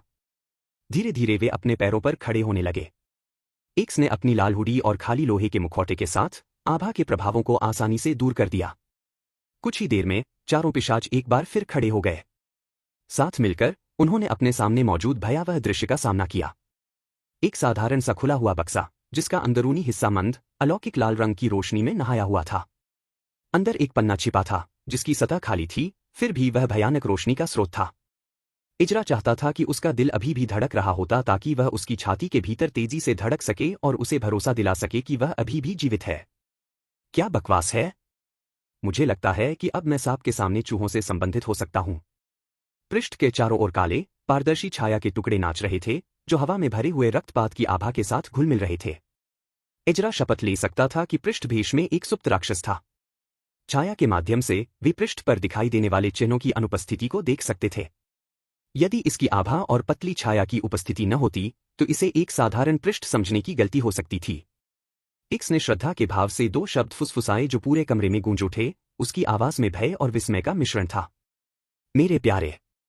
उसने धीरे से अपना हाथ बक्से की ओर बढ़ाया। उसकी आंखें इच्छा से भरी हुई थीं। पेज को छूने से ठीक पहले वह झिझका, उसका हाथ अनजाने में कांप रहा था। व्यंग्यात्मक ठहाके के साथ वह पीछे हट गया। उसके होठों पर एक जानबूझकर मुस्कुराहट खेल रही थी। ओलिविया, उसने आदेश दिया। उसकी आवाज अचानक ठंडी और आज्ञाकारी हो गई। इसे बाहर निकालो। नहीं, नहीं। एक्स ने उसे घूरते हुए देखा और उसकी गर्दन पर जंजीरें एक खतरनाक लाल रंग में चमक उठीं। क्या मैंने अभी अभी तुम्हें नहीं कहते हुए सुना? कमरे में सन्नाटा छाया हुआ था। सांसों की आवाज भी गायब थी। दोनों पिशाच एक दूसरे को घूर रहे थे। बकवास, बकवास। हमें एक्स को उन टैटू का इस्तेमाल करने का बहाना देने की जरूरत नहीं है। मैं यह करूंगा, इजरा ने स्वेच्छा से कहा। नहीं, ओलिविया ने तीखी आवाज में कहा। उसकी आंखों में घबराहट का भाव था। मैं यह करूंगी। कमरे में एक बार फिर शांति छा गई। इजरा ने आशंका और जिज्ञासा के मिश्रण से देखा जब ओलिविया ने संकोच के साथ बॉक्स में हाथ डाला। उसने गहरी सांस लेने से पहले इजरा और ज़ेन की तरफ देखा, एक ऐसा इशारा जिसकी उसे तकनीकी रूप से जरूरत नहीं थी। कांपती हुई उंगलियों से उसने पन्ने को पकड़ लिया। अचानक कमरे में एक काली काली रोशनी छा गई, जिससे सब कुछ छाया में बदल गया। इजरा की इंद्रियां उलझन में पड़ गईं क्योंकि वह अपने सामने घट रही अजीब घटना को समझने के लिए संघर्ष कर रहा था। प्रकाश काला कैसे हो सकता है? इस अफरातफरी में पृष्ठ को ढकने वाली परछाइयां ओलिविया के चेहरे की ओर बढ़ गईं। वूफ! छायाओं ने ओलिविया की गर्दन के आसपास के टैटू को निगल लिया तथा पीछे एक चोट का निशान छोड़ दिया। इससे पहले कि कोई प्रतिक्रिया कर पाता, एक्स की लाल जंजीरें उसकी भुजाओं से निकलकर ओलिविया की बाह के चारों ओर लिपट गईं और एक तेज, निर्णायक झटके के साथ उसे अलग कर दिया। लेकिन इससे पहले कि वह हस्तक्षेप कर पाता, एक्स का हाथ सांप की तरह बाहर निकल आया, उसकी उंगलियों से चमकती लाल जंजीरों की लटें ओलिविया के छटपटाते शरीर के चारों ओर लिपट गईं। बढ़ते आतंक के साथ एजरा और जेनेसिस रक्षात्मक मुद्रा में झुक गए, उनकी आंखें दृढ़ निश्चय से चमक रही थी। तुमने क्या बकवास किया? ज़ेन ने एक्स पर चिल्लाया। एक्स पीछे कूद पड़ा, उसके हाथ सार्वभौमिक समर्पण के प्रतीक में ऊपर उठे। आराम से, आराम से। मुझे पृष्ठ को उसकी सारी जीवन शक्ति को निकलने से रोकना था। भाड़ में जाओ, ज़ेन ने ओलिविया को देखने के लिए झुकने से पहले फुसफुसाया क्योंकि एजरा की आंखें एक्स पर टिकी हुई थीं। ओलिविया की कराहें कमरे में गूंज रही थीं, जब वह धीरे धीरे उठकर बैठी, उसकी हरकतें दर्द भरी और तकलीफदेह थीं। एजरा की नज़र उस पर पड़ी और वह यह देखे बिना नहीं रह सका कि उसकी लाल पुतली पहले से भी ज्यादा तेजी से घूम रही थी। चक्कर लगाने का क्या मतलब है? क्या ओलिविया मर रही है? यह सोचकर उसका दिल दहल गया। वह उन दोनों महिलाओं को लंबे समय से नहीं जानता था, लेकिन उन्होंने सचमुच उसे मौत के मुंह से बचाया था। वह परवाह किए बिना नहीं रह सका। एक्स के नए चमकते लाल टैटू देखे जा सकते थे, जो उसकी गर्दन और बाहों के चारों ओर सांपों की तरह मुड़ रहे थे। उसने अपने कटे हुए स्टंप को पकड़ रखा था, उसकी नज़र उस हाथ पर टिकी थी जो अभी भी उसके बगल में पड़े पन्ने को पकड़े हुए था। पृष्ठ पर छाई हुई स्याह काली छायाएं अब छंट चुकी थीं, तथा पृष्ठ की सतह पर अंकित रहस्यमय प्रतीक दिखने लगे थे। जब एक्स ने धीमी और सोची समझी चाल से पृष्ठ को वापस लेने के लिए हाथ बढ़ाया, तो हवा में उत्सुकता की चिंगारी गूंजने लगी। जब एक्स ने पेज को छुआ तो सभी ने सामूहिक रूप से अपनी सांस रोक ली। हर कोई अपरिहार्य छायाओं का इंतजार कर रहा था। पेज बेजान पड़ा था, इसकी सतह पर कोई तत्काल प्रतिक्रिया नहीं थी। जैसे ही तनाव दूर हुआ, पूरे कमरे में राहत की लहर छा गई तथा उसकी जगह सतर्कतापूर्ण जिज्ञासा की भावना ने ले ली। अपनी कलाई के एक झटके से एक्स की जंजीर पास की मेज पर लपेटी गई और उसे खींचकर उनके पास ले आया। उसने पन्ना उठाया और मेज पर रख दिया। ज़ेन ने ओलिविया की मदद की और उसे खड़ा होने में मदद की, और एजरा भी उनके साथ मेज के चारों ओर इकट्ठा हो गया। उनकी आंखें पृष्ठ पर लिखे भ्रमित करने वाले चिन्हों पर टिकी थीं। रेखाएं और बिंदु पृष्ठ पर बाईं से दाईं ओर नाचते हुए एक अपरिचित लिखित भाषा का निर्माण कर रहे थे। यह कौन सी भाषा है? एजरा ने ज्ञान प्राप्ति के लिए अपने साथियों की ओर देखा। वे बूढ़े पिशाच थे। उन्हें ऐसी चीजें पहले भी देखनी चाहिए थीं। एक्स ने सिर हिलाते हुए गंभीरता से जवाब दिया। मुझे नहीं पता, उसने स्वीकार किया, उसकी आवाज में निराशा की झलक थी। मैंने पहले कभी ऐसी भाषा नहीं सुनी। अगर यह एक मृत भाषा भी होती तो मैं इसे पहचान लेता। लेकिन यह कुछ और है। केवल दो ही संभावनाएं हो सकती हैं। या तो यह भाषा ऐसी है जो कम से कम 2000 साल पहले खत्म हो गई है, या यह किसी पूर्वज द्वारा बनाई गई भाषा है। जो भी हो, मैंने इसे पहले नहीं देखा है। कमरे में भारी सन्नाटा छा गया। ओलिविया ने अचानक अपना शरीर बदल लिया। अब हम क्या करें? जनरल ने पूछा। एक्स ने अपनी नजर ओलिविया की ओर घुमाई, उसके मुखौटे के पीछे उसका भाव अस्पष्ट था। इसे डिकोड करें, उसने एक बार फिर आदेश दिया। क्या? मेरा वैम्पायर हरम हर चीज पर हावी हो जाएगा। अध्याय 19, 3 भेड़े, एक भेड़िया। पिछला, अगला। इसे डिकोड करें, एक्स ने दोहराया। मुझे नहीं पता कि इसे कैसे डिकोड किया जाए, ओलिविया की आवाज में हल्का कंपन था। उसने कमरे में मौजूद दूसरे लोगों की तरफ देखा। एक्स की प्रतिक्रिया तेज और ठंडी थी, उसके मुखौटे की आंखों के छेद पर काले धब्बों के बीच से लाल रोशनी इतनी तीव्रता से चमक रही थी कि एजरा की रीढ़ में सिहरन पैदा हो गई। अगर तुम्हें नहीं पता होता कि इसे कैसे डिकोड किया जाता है, तो तुम इसे चुराते नहीं, उसने कहा, उसके स्वर में एक पतली छिपी हुई धमकी थी। मुझे पता है कि तुम कर सकते हो। इसलिए, इसे डिकोड करो। ओलिविया और एक्स के बीच तनावपूर्ण चुप्पी छा गई, हवा में अनकहे आरोप और उबलता तनाव भरा हुआ था। एजरा और ज़ेन किनारे से देख रहे थे, उनके शरीर स्प्रिंग की तरह मुड़े हुए थे, हस्तक्षेप करने के लिए तैयार थे। एजरा को उनकी निगाहों का भार महसूस हो रहा था, हालांकि वे उसकी ओर देख भी नहीं रहे थे। ऐसा लग रहा था मानो माहौल ही शत्रुतापूर्ण हो गया हो। वह चौंक गया जब उसे एहसास हुआ कि यह एक्स की आभा थी। मैं समझ गया, ओलिविया ने कुछ नहीं कहा तो एक्स ने टिप्पणी की। तुम यह जानने के लिए बहुत इच्छुक हो कि मेरी जंजीरें क्या करती हैं, है ना? एक्स की धमकी हवा में काले बादल की तरह लटकी हुई थी, जिससे कमरे में भय का माहौल छा गया। उसकी आभा से जानबूझकर खून की प्यास झलक रही थी। ओलिविया चुपचाप खड़ी रही और सीधे एक्स की ओर देखती रही। ऐसा ही हो, अपनी कलाई के एक झटके से एक्स ने ओलिविया के शरीर के चारों ओर बंधी जंजीरों को सक्रिय कर दिया। जंजीरें उसकी त्वचा से निकलकर लाल रोशनी से बनी ठोस जंजीरों में बदल गईं और जैसे जैसे वे उसके गले के चारों ओर कसने लगीं, उनकी चमक और भी बढ़ गई। ओलिविया की आंखें भय से चौड़ी हो गईं और वह दर्द से कराह उठी। उसका शरीर जहां वह खड़ी थी वहां ऐंठने लगा। ओलिविया की पीड़ा को देखकर इजरा का दिल धड़क उठा। क्रोध की एक परिचित लहर ने उसकी नसों में एड्रेनालाइन को भर दिया। दरार! बिना कुछ सोचे समझे वह टेबल के ऊपर से कूदा और एक्स की तरफ बढ़ा। ओलिविया को बचाने के लिए उसकी मुट्ठियां तेजी से चल रही थीं। ज़ेन भी पीछे नहीं था। अपनी कमजोर बाहरी छवि को झुठलाते हुए एक्स ने आसानी से इजरा के हमले को टाल दिया। उसकी हरकतें तरल और सटीक थीं। एक तेज गति से एक्स ने एक चमचमाता हुआ चाकू बनाया और इजरा की पीठ में घुसा दिया। ब्लेड एक घिनौनी चीख के साथ उसके शरीर में गहराई तक धंस गया। इजरा के शरीर में पीड़ा फैल गई क्योंकि चाकू ने उसकी जीवन शक्ति को खत्म करना शुरू कर दिया तथा प्रत्येक बीतते क्षण के साथ उसकी ताकत कम होती गई। अर्र! कमजोर एक्स ने आने वाले योद्धा से मिलने से पहले थूका।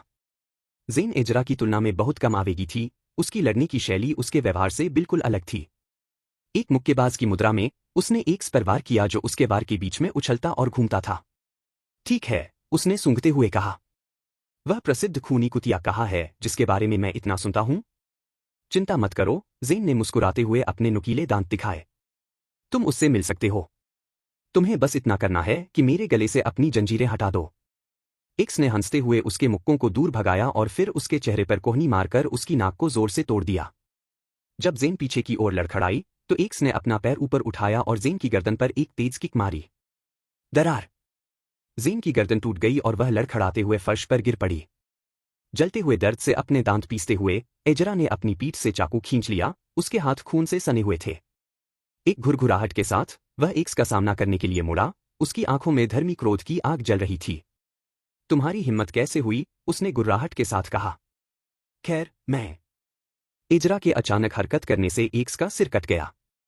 अपने चाकू का इस्तेमाल करते हुए उसने एक्स पर हमला किया। उसके पहले वार ने एक्स के गले को लगभग चीर दिया, इससे पहले कि पिशाच लगभग आराम से उछलकर दूर चला जाता। वह एक पिट फाइटिंग के अनुभवी की तरह आगे बढ़ा, हर बार एक्स को स्थायी नुकसान पहुंचाने के लिए दृढ़ था। इजरा ने अपनी नई गति और लचीलेपन का भरपूर इस्तेमाल किया। उसकी पीठ पर लगा घाव धीरे धीरे बंद होता गया और उसका सार समाप्त हो गया। यह क्या है? एक्स ने ताना मारा। नवजात शिशु को चाकू मिल गया? इससे सावधान रहना, बच्चे। तुम सिर्फ खुद को ही चोट पहुंचाओगे।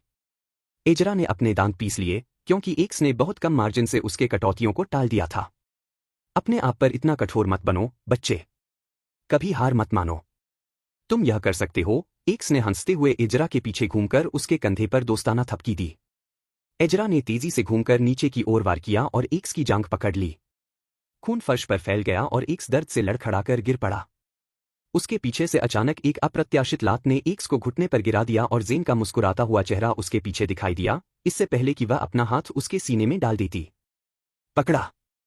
मौन। एक्स खांसा और खून उसकी ठुड्डी से होते हुए उसकी लाल हुडी में टपकने लगा। हे! वह हंसा। अच्छा प्रयास। पाउडर में घुलने से पहले एक्स ने ज़ेन के हाथ को कमजोरी से पकड़ लिया। ज़ेन सदमे में पीछे हट गया। तालियां बजने से कमरा भर गया और दोनों दीवार की ओर मुड़े जहां एक्स बाहर निकल रहा था जैसे कि उसने अभी अभी कोई प्रीमियम मनोरंजन देखा हो। यह एक शानदार वार्म अप था। क्या तुम लोगों ने सोचा था कि मैं इतनी आसानी से मर जाऊंगा? यह क्या है? हम किससे लड़ रहे थे? एक क्लोन? एक भ्रम? इजरा ने अपने हाथ में चाकू उठाया। एक्स ने अपना हाथ हिलाया और ज़ेन की चेन सक्रिय हो गई। वह दबी हुई चीख के साथ अकड़ गई, फिर फर्श पर गिर पड़ी। तुम क्या कर रहे हो? रुको इसे, इजरा ने एक कदम आगे बढ़ते हुए गुर्राते हुए कहा। बहुत ज्यादा मांग है। ठीक है। बच्चों को इस तरह की चीजें देखने के लिए मजबूर नहीं किया जाना चाहिए। एक्स ने अपना हाथ हिलाया, जिससे जंजीरें एक बार फिर से निष्क्रिय हो गईं। दोनों महिलाएं फर्श पर कराह उठीं, उनका शरीर दर्द से कांप रहा था। चिंता मत करो, वे ठीक हो जाएंगे। इजरा ने उसे डराने वाली नजर से देखा तो एक्स ने हंसते हुए कहा। इजरा के पास सिर्फ एक चाकू था जबकि सूरज की वजह से कमजोर हो चुके एक्स में अभी भी ज्यादा ऊर्जा थी, ज्यादा शक्तिशाली आभा थी और उसके शरीर पर राक्षसी टैटू थे। यह कैसा रहेगा? एक्स ने पूछा। अगर तुम अपने हाथ में मौजूद उस चाकू से मेरा खून निकाल सको तो मैं जंजीरें हटा दूंगा। इजरा ने उसे संदेह भरी नजरों से देखा। क्या? तुम्हें मुझ पर भरोसा नहीं है? ठीक है, मैं बिना किसी प्राणशक्ति का उपयोग किए लड़ूंगा। इसका मतलब है कि कोई आभा या टैटू नहीं। तुम क्या कहते हो? सौदा, एजरा ने सहमति जताई। यह कहना मुश्किल है कि एक्स इस सौदे का सम्मान करेगा या नहीं, लेकिन उसे कोशिश करनी थी। उसे बस इतना करना था कि एक्स से जंजीरें हटवा लेनी थी और जेन और ओलिविया के साथ वे निश्चित रूप से एक्स को मार सकते थे। एक्स ने आमंत्रण देते हुए अपने हाथ फैलाए, बहुत बढ़िया। लाओ, मेरा वैम्पायर हरम हर चीज पर हावी हो जाएगा। अध्याय 20, रक्तगीत। पिछला। अगला। काला कोहरा एक्स से बहने लगा और फिर एक काले क्षेत्र में जम गया जिसने पूरे कमरे को घेर लिया। यह क्षेत्र कुछ स्थानों पर कमजोर रूप से चमका, लेकिन मजबूत बना रहा। हम वैम्पायर सोसाइटी के आदर्श नागरिक हैं। हमें नियमों का पालन करना होगा, एक्स ने हंसते हुए कहा और अपने प्रतिद्वंद्वी एजरा के चारों ओर चक्कर लगाते हुए सहजता से आगे बढ़ा। रिएप। एक्स ने अपनी लाल हुडी को फाड़ दिया, जिससे एक सफेद बीवी बीटर द्वारा संरक्षित एक टोन शरीर दिखाई दिया। उसने अपनी बाइसेप को फ्लेक्स किया क्योंकि वह एक शेर की तरह एजरा का पीछा कर रहा था। जब दोनों पिशाच एक दूसरे पर अपनी पूरी ताकत झोंकने के लिए तैयार हुए तो वातावरण में तनाव फैल गया। क्या तुम तैयार हो, पिल्ला? एक्स ने पूछा। जवाब में एजरा ने हमला किया। लड़ाई उसके चाकू से वार के साथ शुरू हुई। एक्स ने शानदार फुटवर्क के साथ नाचते हुए रास्ते से हटकर झुक गया। तुम्हारे हिसाब से मुझे क्या इस्तेमाल करना चाहिए? एक्स ने ताना मारा। जूडो, कुंग फू, ताइक्वांडो, या फिर पुराने जमाने की शराबखाने में होने वाली लड़ाई की तकनीक? एजरा चुप रहा और उसका ध्यान एक्स को चाकू से पकड़ने पर केंद्रित रहा। यह मुक्केबाजी है, एक्स ने चकमा देते हुए मुक्केबाजी की मुद्रा में आने से पहले सिर हिलाया। वाह! एक्स ने वार किया, जिससे एजरा को अपना वार रोकना पड़ा। तैयार हो जाओ, एक्स ने अपना आक्रमण शुरू करने से पहले कहा।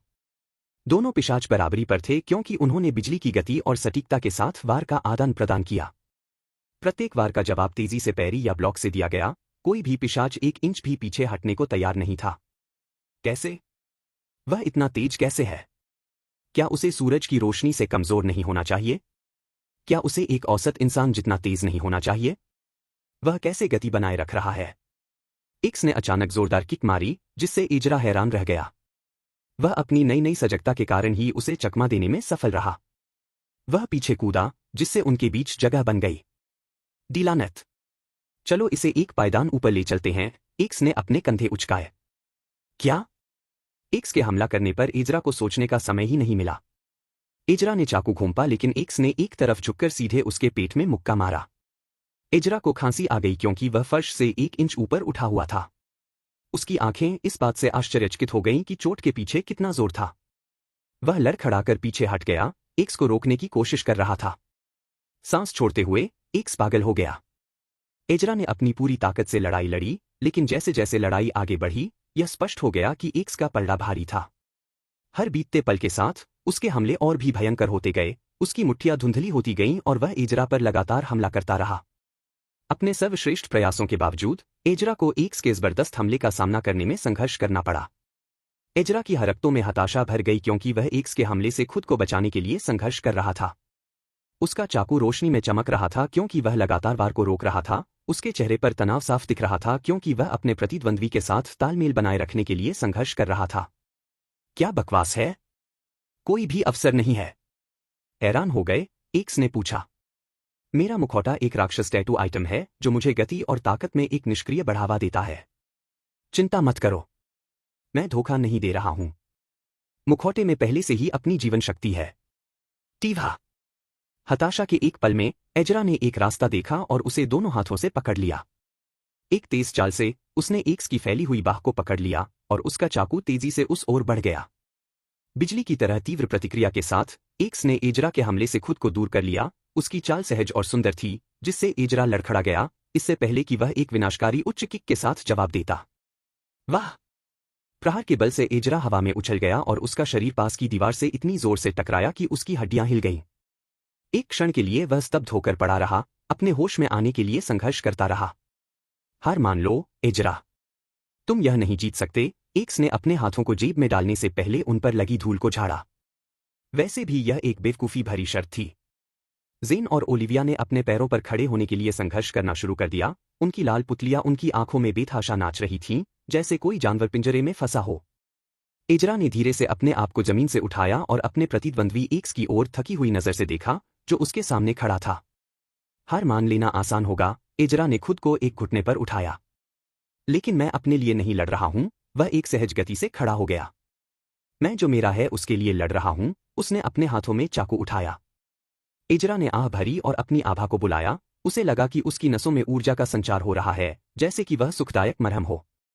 अदृश्य ऊर्जा ने उसे एक आरामदायक आलिंगन में ढक लिया, युद्ध की गर्मी में उसके शरीर पर जमा हुए खरोंच और घाव को धो दिया। यह विशुद्ध उल्लास की अनुभूति थी, जो एक पिशाच के रूप में उसके पास मौजूद अविश्वसनीय शक्ति की याद दिलाती थी। एजरा ने अपनी आभा में उसी तरह की पूर्ण निश्चितता का भाव भर दिया जैसा उसने अपार्टमेंट में लड़ाई के दौरान सारा को देखा था।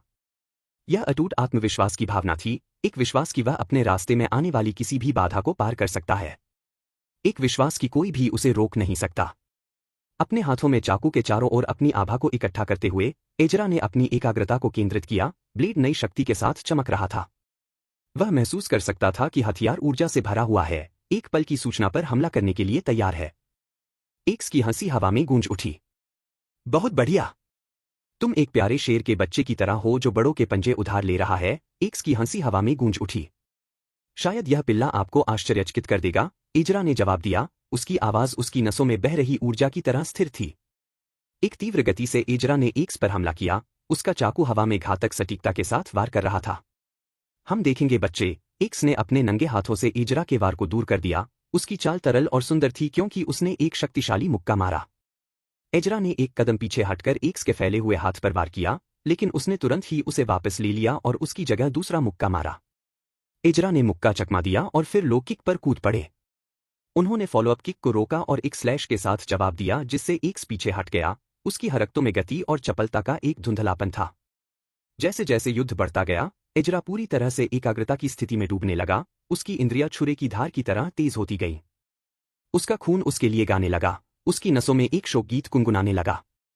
जैसे ही वह उच्च जागरूकता की स्थिति में पहुंचा, उसकी आंखें सुनहरी रोशनी से चमकने लगीं। उसका दिमाग लड़ाई के हर विवरण पर केंद्रित हो गया। एक्स की हंसी एक बार फिर गूंजी। कितनी संभावना है। तुमने ब्लड सॉन्ग को पूरी तरह से अपने दम पर पा लिया है। कमाल है, उसने कहा। उसकी आंखें उत्साह से चमक रही थीं। लेकिन अब एजरा शब्दों से परे था। उसका ध्यान उसके सामने चल रहे युद्ध पर केंद्रित था। ठीक मुक्का, पैरी, जबरदस्त लात, चकमा दो। वह असाधारण सटीकता के साथ एक्स की हरकतों का अनुमान लगाने लगा, हर वार को चकमा देता और सहजता से जवाबी हमला करता। ऐसा लगता था मानो वह अपने सामने भविष्य को देख सकता था। उसकी हरकतें उसके प्रतिद्वंद्वी की अगली चाल के सहज ज्ञान से निर्देशित होती थीं। और फिर स्पष्टता के एक पल में एजरा को अपना मौका दिख गया। एक सोची समझी चाल के साथ वह झुक गया, जिससे एक्स को एक कमजोर स्थिति में ले जाया गया। उसने एक्स के पैर पर लात मारी, जिससे वह घुटने के बल पर गिर गया। एक्स के संतुलन बिगड़ने और उसके सामने पूरी तरह से खुले होने के कारण एजरा ने खुद को एक क्रूर मुस्कान की अनुमति दी। जैसे ही एजरा ने अंतिम घातक प्रहार किया, चाकू उसकी पकड़ से गायब हो गया और वह अप्रत्याशित घटना से लड़खड़ा गया, जिससे एक्स को पीछे कूदने की जगह मिल गई। क्या? उसने अपने हाथ को घूरा, क्योंकि उसके खून में गाना धीरे धीरे खत्म होने लगा था। चाकू एक्स का एक राक्षसी टैटू ऑब्जेक्ट था। धिक्कार है। उसने मेरे साथ खेला। जैसे ही धूल जम गई और उनकी लड़ाई की गूंज कमरे की शांति में फीकी पड़ गई, एक्स ने एजरा को नए सम्मान के साथ देखा। प्रभावशाली, उसने स्वीकार किया। उसकी आवाज में प्रशंसा का एक संकेत था। तुमने इस तरह से लड़ना कहाँ से सीखा?